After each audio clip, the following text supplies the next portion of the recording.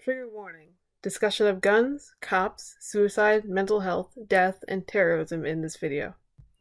Hello, I'm Bez, pronouns he, they, and I'm going to talk to you today about a little game called Collar X Malice. Let me paint you a little picture.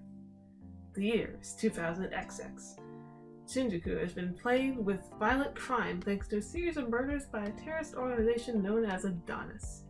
These murders are linked to what Adonis is calling the X-Day Countdown, and nobody knows what will happen when the X-Day truly arrives. Citizens have been given guns to protect themselves, and Shinjuku is under quarantine.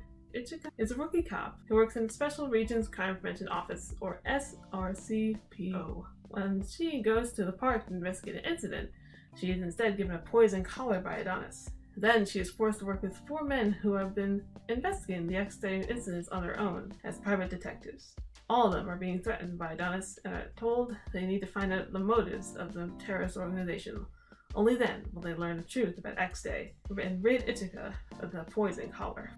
Oh yeah, and a 5th guy also gets added to the group, so beware of that, I guess? It's an intense plot to be sure, but just like with Code Realize, there's a really great balance between drama and romance here. Let's give Collar X Malice a look and see what it has to offer. Spoilers ahead. If you haven't played the game, I recommend you do so. The first thing to note is that the plot deviates wildly depending on whose path you're on. There are a variety of people involved in the X-Day murders, people at Adonis who think their actions are justice. In each path, you meet different members of the terrorist organization and learn why they play their part in terrorizing Shinjuku. The second thing to note is that although the game claims to not belong to any particular ideology, it's clearly pro-cop and anti-gun. As an American whose cops are very, very corrupt, it reads differently here than it does in Japan, I'm sure. There's also a theme of cleansing the world with murder, which is what Adonis wants to do. Whether Collar X Malice really likes it or not, it is an inherently political game, and you need to know that going in. Let's take a look at the romance routes of this game and see where each one leads. Alright, let's do it. The first one I want to talk about is Okazaki. He's SP boy and sleepy boy, and I love him. Kei Okazaki, the 5th boy, is a member of the Special Police Unit, and he's been assigned to guard, or rather spy, on Unagi's detective agency.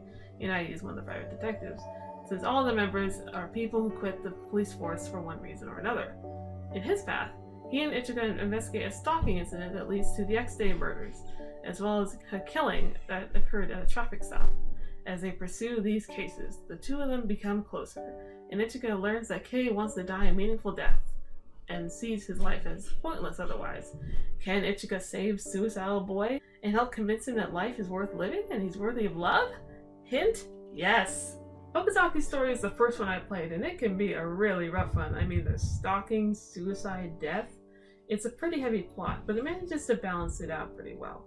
And that's not even talking about the questions it raises, and really all the past raises question, of what justice truly means. As a person who used to be very suicidal, I related to Kei's struggle in trying to find a meaningful life and trying to find out that his life is actually worth living. And I appreciated that they showed his struggle and that you can get him out of that struggle. Ichika loves him enough to show him that he can live a meaningful life instead of dying a meaningful death, and that's awesome. Also, his character song is a bop, so he has that going for him as well.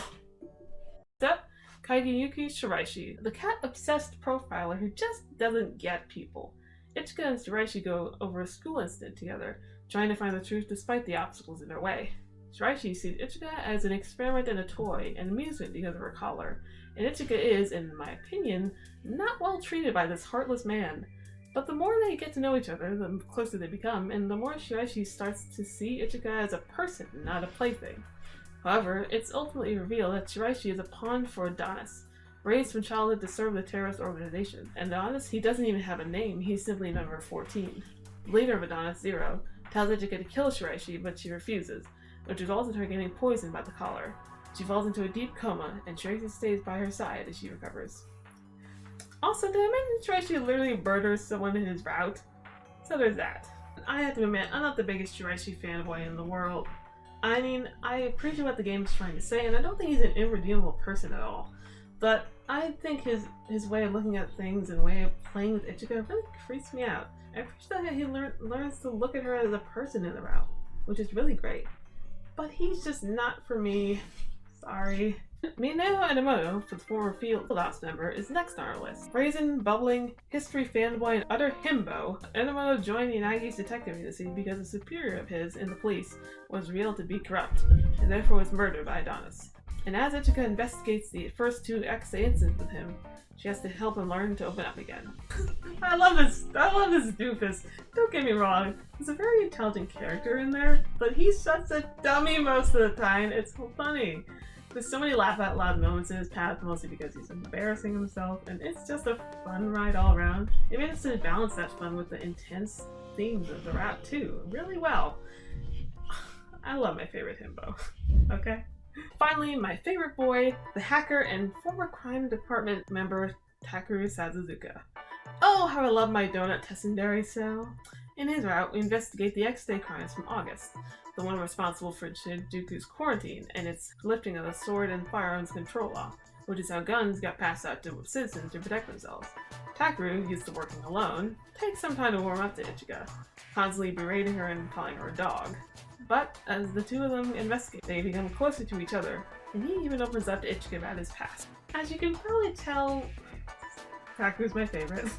I don't have a good reason for it, okay? I just know when you give me the grumpy tsunderes, I will fall for them every time. And there's a great path in there, too. I really appreciate a discussion of whether Takeru would have actually joined Adonis if he had been on the other side, because his idea of justice is very similar to theirs. There's a deep discussion of what it means to be just, what it means to be on the side of good and evil, and I appreciate that discussion. On the surface, Sazuzuka and Shiraishi might seem pretty similar. The difference is that Shiraishi at first sees Ichika as an experiment, and Sazuzuka at first sees Ichika as an annoyance. Sazuzuka is certainly an acquired taste in favorite boys, but I love him very much and he's my precious. Now we have our true route. Private Detective IJ Inagi, like Lupin and Code Realized Guardians of Rebirth, his route ties up information from the other route together, as the two of them investigate X-Day incidents. It also turns out that Ichika had met Inagi before. Our heroine was involved in a kidnapping incident when she was very young, and it was a young Inagi who saved her by beating the crap out of the kidnapper.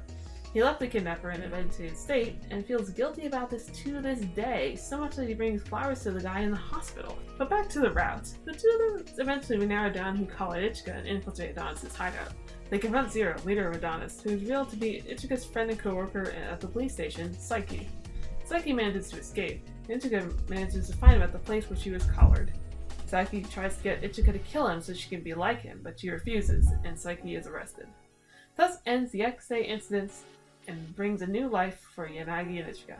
I mean, as a wrap-up to the story, I really liked the route. I liked how it ended very satisfyingly, but I just find Yanagi to be very boring. Sorry.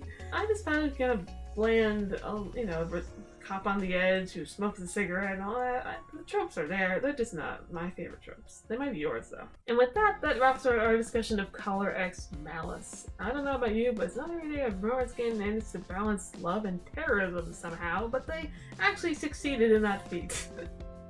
It's a very good game that explores a bunch of mature topics, asks a ton of interesting questions, and has lovely, lovely guys. You can't go wrong with this one. I recommend you play it immediately. If you enjoyed the video, please give it a like and subscribe because I don't have a lot of subscribers yet and therefore I can't make money off my content and that would really help me.